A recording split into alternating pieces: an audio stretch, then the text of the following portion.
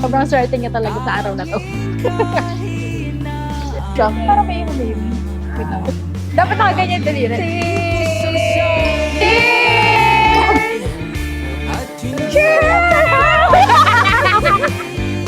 Pero sa'yo, labis akong nasasabik na makapiling ka na. Labis matagpo na. Kakilala kami sa work. Parehas kaming fresh graduate. And yun, first day na-notice ko na siya at nagsimula ako magpapansin. Crush niya na talaga ako. Simula pa lang. Tapos, may gusto rin naman ako sa kanya. Kasi may itsura naman siya kahit papaano. Pinresent ako yung sarili ko sa family niya. Umakyat ako ng ligaw, literal na Pumunta siya sa bahay, nagpaalam siya sa parents. Tapos, sinagot ko na rin naman siya ng July 3, 2019. Kapatid. Isa, ang Christmas party boys namin sa bahay. Ang nag-aela.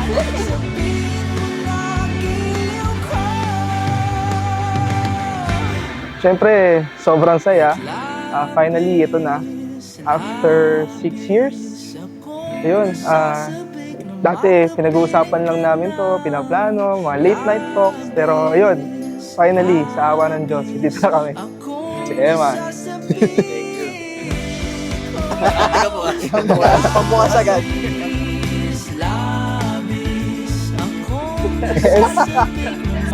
Yan yan.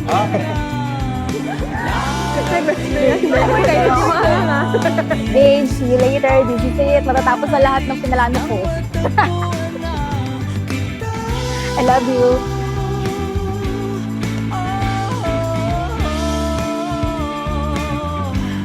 Matagpuan ka.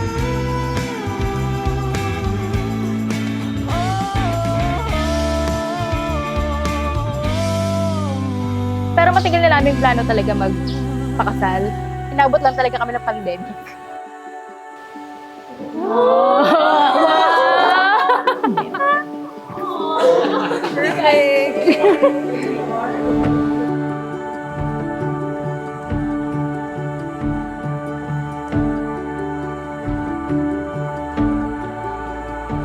Finally, nag-travel kami sa Thailand. So, hindi niya in-expect daw, pero yun. Talagang, yun yung pinagplanuhan ko. Isang place doon na pinag-proposan ko. Yun. Luckily, she said yes. Tingin na. Go? Ay, yan. Ganda mo. Yes. Dapat. Sexy mo na. Di mo ba expect to? Hindi. Sino to? Sino ano to? Ang init. Pogi naman. Hindi naman. Ganda do. Ganda mo din. Let me begin with a short story. One Sunday, I think nasa high school years ako noon, narinig ko sa sermon na ang mabuting asawa daw ay galing sa Diyos. At noong mga panahon din na yon, uso sa mga kaklase ko yung mga signs para daw magkatuluyan sila ng mga crush nila. So ako, I tried.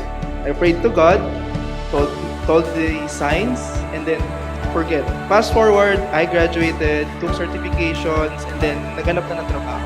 One night, nakita ni Daddy Rocky ang isang job posting. So of course, I applied, waited almost 10 hours, and nearly gave up. But because I stayed, I found not just a job, I found you.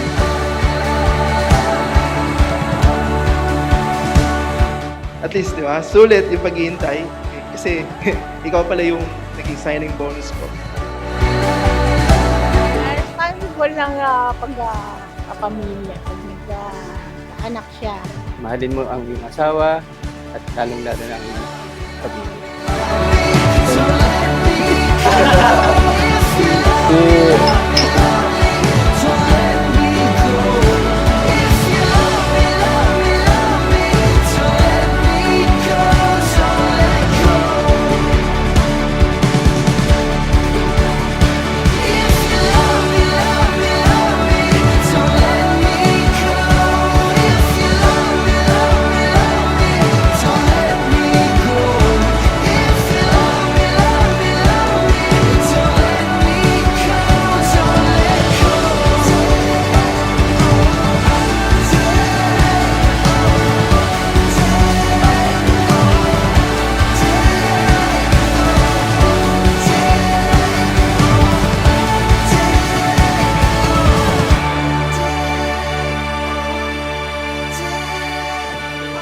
joy and hope.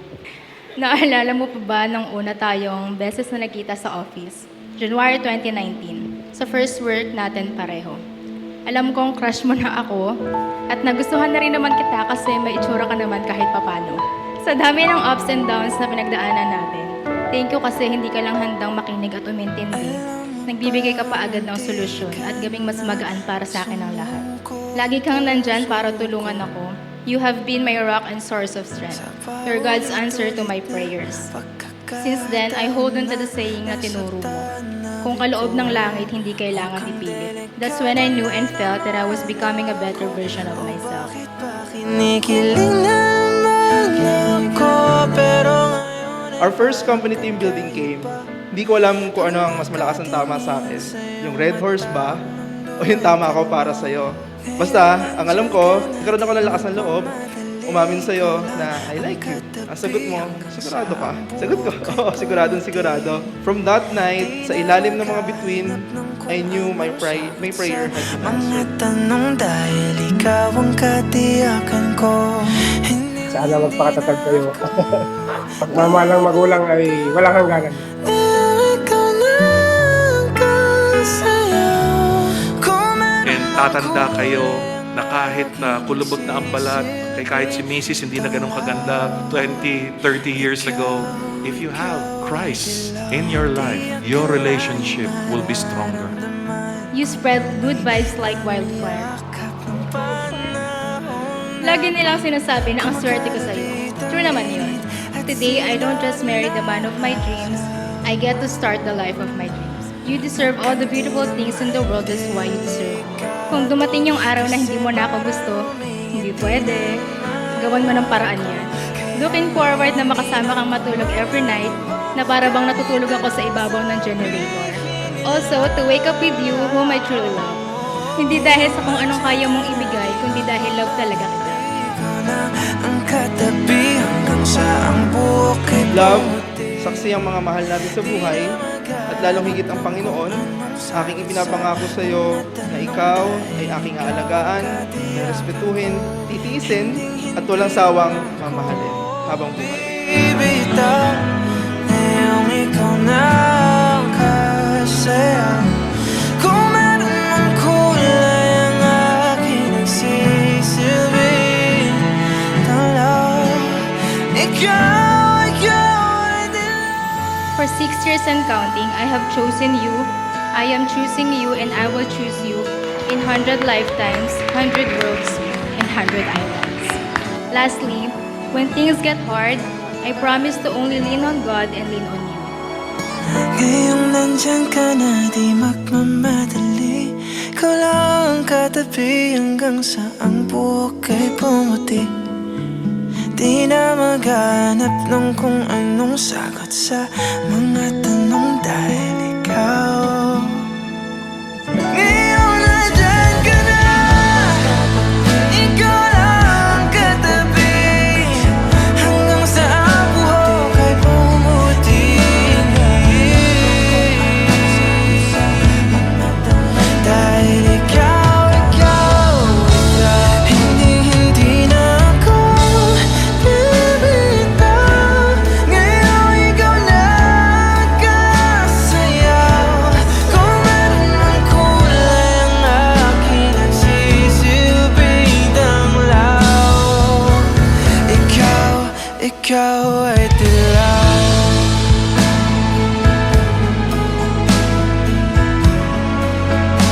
Lagi ko sinasabi sa'yo na isa ako sa mga favorite ni Lord. Kasi He blessed me first with a good fam and now with a good man. I love you. Mahal na mahal kita, ikaw ang sagot sa lahat ng